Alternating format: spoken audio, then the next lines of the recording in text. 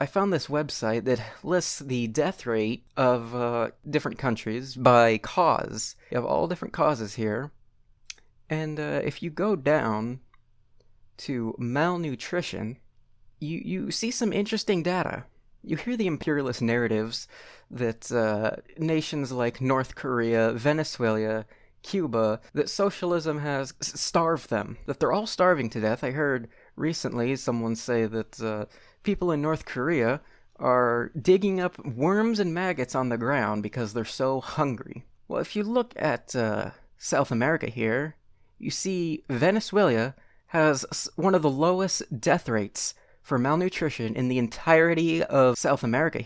Green being higher, purple being lower. So gray and purple would be a low death rate for malnutrition. And you look over here in Cuba, 0.27. That's some of the best in the entire world. You go over to North Korea, 1.01. It's better than Venezuela. And they're all in the category of purple, being on par with Japan, China, Sweden, Norway, the United States. They're all in the same category, with the exception of Cuba, which is in the lowest category. And you look at the other nations, you have Brazil, Peru, Ecuador, Colombia, most of Africa, most of South America.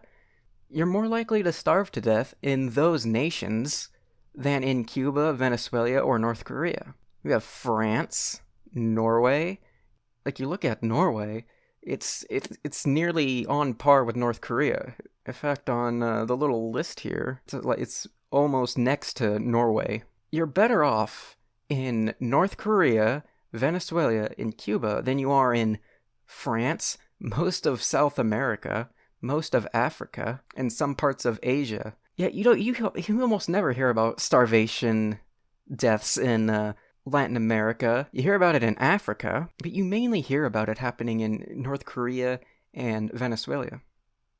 You never hear about it in France. South America is downplayed. These parts of Asia aren't really talked about much.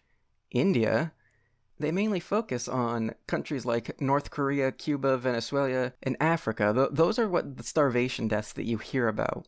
But the actual data suggests that you're worse off in France and most of Latin America, which is quite impressive because most of South America isn't barred by sanctions. Most of Asia isn't completely barred by sanctions, having people in the West deliberately trying to destroy and sabotage their economy. But they still manage to provide pretty well. Like, you look at Cuba, it's one of the lowest in the entire world. So I found this data really, really surprising.